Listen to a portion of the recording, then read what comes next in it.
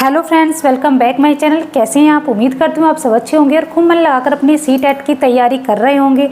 तो आज हम बात करेंगे कि अगर हम लास्ट के 7 डेज में किस तरीके से अपनी स्ट्रेटेजी बनाएं, कितने घंटे हम अपने किस सब्जेक्ट को दें और कौन कौन से टॉपिक हैं जिन पे हमें ज़्यादा फोकस करना है ताकि हमारा जो स्कोर है 100+ हो जाए। क्योंकि आप सभी को पता है 7 डेज में आप 130 से 140 नंबर नहीं ला सकते, लेकिन इतना है कि आप 100+ नंबर ज़रूर ला सकते हैं अगर आप जिस तरीके से मैं आपको बताऊंगी उस तरीके से 7 डेज तक पढ़ लेते हैं।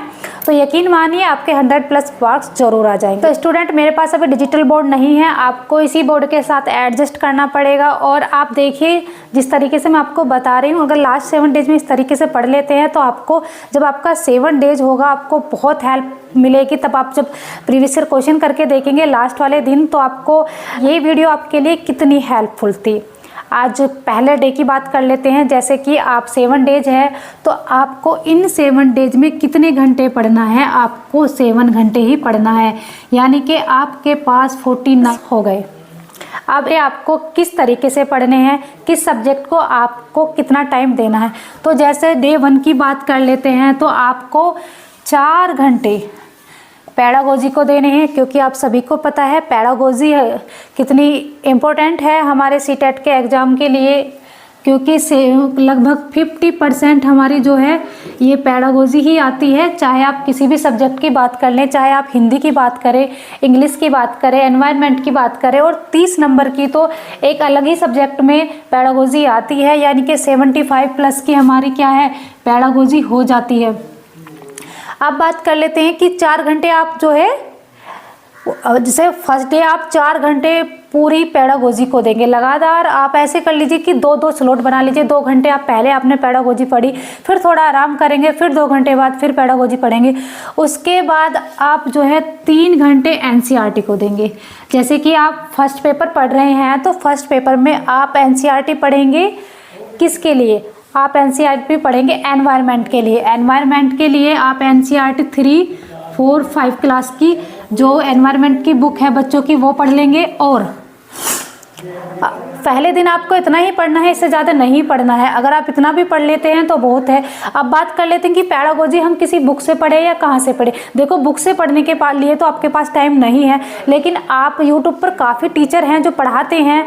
आप उनकी जो मैराथन क्लास है 3 से 4 घंटे की वो ले सकते हैं, और उससे आपको ये भी पता लग जाएगा कि किस तरीके से पैडागोजी पढ़ी जाती है। क्योंकि कभी कभी जब कोई चीज़ खुद से पढ़ते हैं तो नहीं समझ आ पाती है, तो आप ये ऑनलाइन क्लास की हेल्प से तैयार कर सकते हैं। अब बात कर लेते हैं डे 2 की। अब डे 2 आपको क्या करना है? आपको प्रीवियस ईयर क्वेश्चन की प्रैक्टिस करनी है। जो भी सन 2011 से अब तक के पेपर हुए हैं CTET के, आप उनकी तैयारी कीजिए। प्रीवियस ईयर क्वेश्चन पेपर की लगातार आप 2-2 घंटे लगा लिए। ऐसा नहीं है कि आप एक साथ ही 4 घंटे या 5 घंटे पढ़ने बैठ जाएंगे। आप 2 घंटे का स्लॉट बनाइए, उसके बाद थोड़ा आराम करिए, फिर 2 घंटे पढ़िए, फिर थोड़ा आराम करिए। तो ऐसे ही आप जैसे एक प्रैक्टिस सेट लगा लेंगे प्रीवियस ईयर जो भी पेपर हुए हैं, फिर उसके बाद दूसरा लगाइए। जितने भी आप लगा सकते हैं 2nd डे आप उतने लगाइए। और फिर 3rd डे आपको क्या करना है? अब बात कर लेते हैं 3rd डे की। तो उस दिन आप क्या करेंगे? सबसे पहले तो आप ये देखना कि जो भी आपने कल प्रीवियस क्वेश्चन पेपर लगाए थे उनमें आपके कौन से ऐसे टॉपिक थे जहाँ से आपने गलती करी और कौन से ऐसे क्वेश्चन थे जो आपको नहीं समझ आए। तो कोशिश करें आप वो क्वेश्चन समझने की कोशिश करें, साथ के साथ उसके आसपास के भी जो क्वेश्चन है वो भी आप अच्छे से पढ़ लें। और फिर तीसरा जो 3rd जो डे है हमारा, उस दिन आप जो भी इम्पोर्टेंट मनोवैज्ञानिक है उनको पढ़ेंगे। जैसे कि जीन पियाजे है, कोलबर्ग है, वाइगोस्की है, हार्वर्ड गार्डनर है, इन्होंने बुद्धि का सिद्धांत दिया था। और इन्होंने जो भी सिद्धांत दिए हैं उनको आप मोटे तौर पे अच्छे तरीके से पढ़ लेंगे। ऐसा नहीं है कि आप जीन पियाजे को बहुत ज़्यादा डीपली पढ़ लें कि 4-5 पेज के में आप जीन पियाजे ही पढ़ रहे। सिर्फ जो जो इन्होंने बोला है इम्पोर्टेंट जो है वो ही पढ़ना है। ऐसे ही आपको इन सारे जो वैज्ञानिक है उनके बारे में जानकारी लेनी है। तो अब तो पहले प्रीवियस ईयर क्वेश्चन आपने कर लिए, उसके बाद आपने इनका ये भी देख लिया कि कहाँ पे आप का जो कौन सा टॉपिक है आपका जो वीक है, जहाँ पे आप गलती कर रहे हो। उसके बाद आप ये जो वैज्ञानिक मैंने आपको बताए ये आपने पढ़ लिए, ठीक है। उसके बाद आपको क्या करना है? 4th डे भी आपको 7 आवर्स ही पढ़ने हैं। And national education policy 2020, NCF 2005, बाल विकास यानी कि डेवलपमेंट, और अधिगम,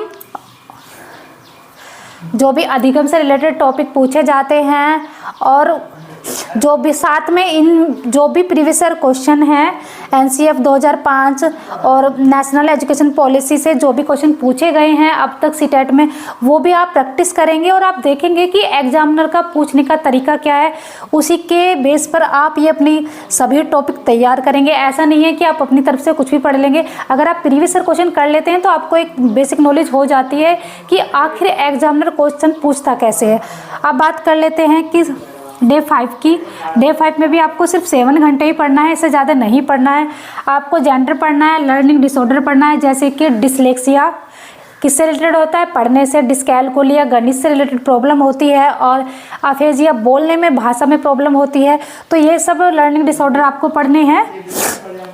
7 डे आपको क्या करना है, असेसमेंट एंड एवल्यूएशन प्लस आप PYQ कीजिए, क्योंकि अब जो है आपका जो 6 डे है उस टाइम पे भी आपको PYQ करने हैं, क्योंकि इससे आपको पता लग जाएगा कि आप देखा जाओ मैंने यहाँ से यहाँ तक जितने भी आपको टॉपिक बताए हैं आप उनके प्रीवियस ईयर क्वेश्चन करेंगे, साथ में ये सब टॉपिक पढ़ लेंगे तो आपको पता लग जाएगा कि आपका स्कोर क्या आ रहा है। अगर आपका यहाँ तक स्कोर 100+ आ रहा है तो आप यकीन मानिए अब जब एग्जाम में बैठेंगे तब भी आपका स्कोर 100+ होगा। साथ के साथ अब जो 7 डेज है उस दिन आप कुछ भी नया नहीं पढ़ेंगे, दोबारा से आप PYQ पढ़ेंगे, साथ के साथ NCERT पढ़ेंगे। NCERT हमारे हर सब्जेक्ट के लिए बहुत इंपॉर्टेंट है, या तो आप चाहे फर्स्ट पेपर दे रहे हो या सेकंड पेपर दे रहे हो। अगर सेकंड पेपर दे रहे हो तो SST के लिए बहुत इंपॉर्टेंट है NCERT, अगर फर्स्ट पेपर दे रहे हो तो एनवायरनमेंट के लिए बहुत इंपॉर्टेंट है। और साथ में जो है क्या है, आप एंशिएंट पैसेज जो होते हैं हमारे वो 15-15 नंबर के आते हैं, चाहे लैंग्वेज फर्स्ट हो चाहे लैंग्वेज सेकेंड हो,